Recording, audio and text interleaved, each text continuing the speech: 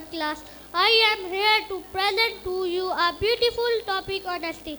Honesty means to develop a practice of speaking truth throughout life.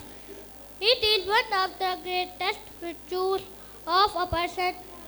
Honesty is always admired by people in society. We often go through a famous proverb, honesty is the best policy. Honesty is the best policy. It means honesty boosts the bond between people.